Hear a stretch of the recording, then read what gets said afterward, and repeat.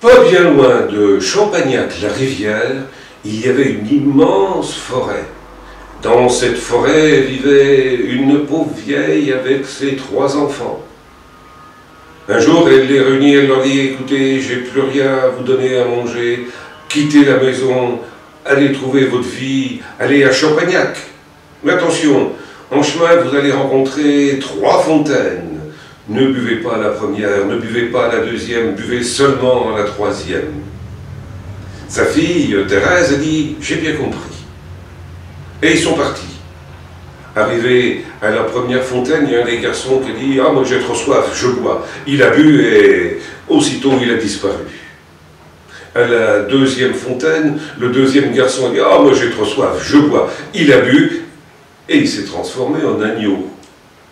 Alors Thérèse a pris l'agneau sous son bras, elle l'a continué, et c'est seulement la 3e fontaine qu'elle a bu, et là elle s'est transformée en belle jeune fille. Elle qui avait des vêtements à haillons, elle s'est retrouvée avec une belle robe, une belle coiffure, et elle a poursuivi son chemin, et juste avant d'arriver à Champagnac-la-Rivière, elle a rencontré Gontran. Gontran, c'était le fils du châtelain du château du Fraisse.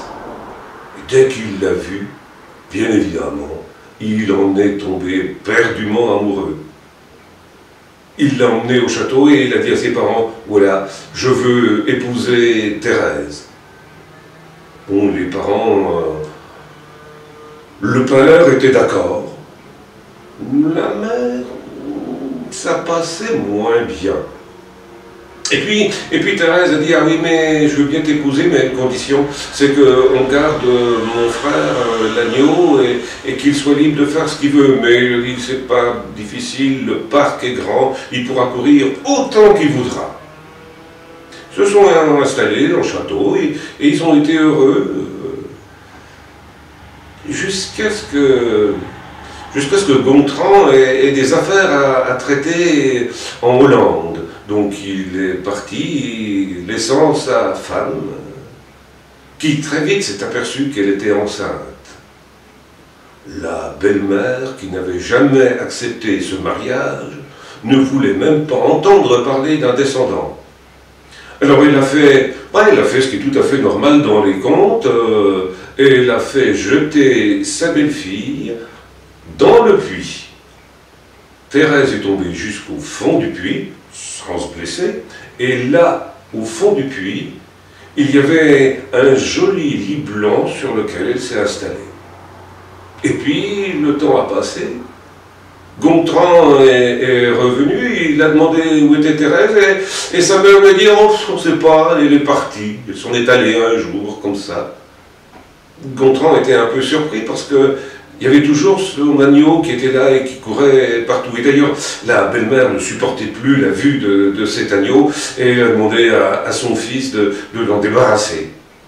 Alors le Gontran a demandé aux servantes d'attraper l'agneau et l'agneau s'est mis à courir, est allé jusqu'au puits et à côté du puits, il a dit « Thérèse, sauve-moi, les servantes veulent me tuer !»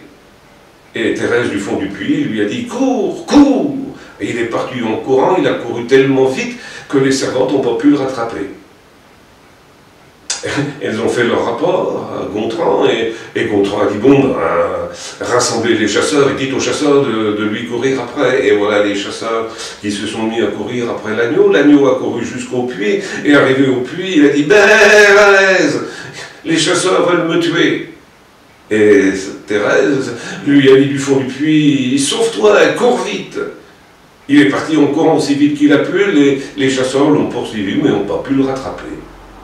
Ils ont fait leur rapport et leur Gontran a dit « Mais vous êtes des incapables, moi je vais m'en occuper. » Et il est parti, il a couru après l'agneau qui est allé jusqu'au puits et qui a dit « Thérèse, c'est ton mari qui veut me tuer. » Et là, Thérèse n'a rien dit.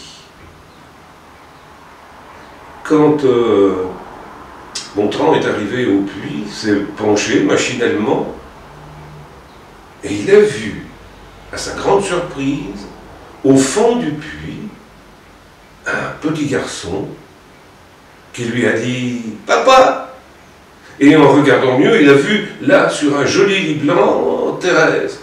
Alors, il les a fait sortir du puits, on s'est expliqué, il a tout compris, et là, il a dit à sa mère qu'il ne voulait plus la voir, qu'elle n'avait qu'à s'en aller, que d'ailleurs il pourrait lui trouver un poste en Hollande, Amsterdam, dans une rue où il y a des maisons avec des lanternes rouges. Gontran est resté avec Thérèse, avec son fils, et avec l'agneau qui a continué toute sa vie à gambader partout dans le parc du château du Fraisse, à Champagnac-la-Rivière.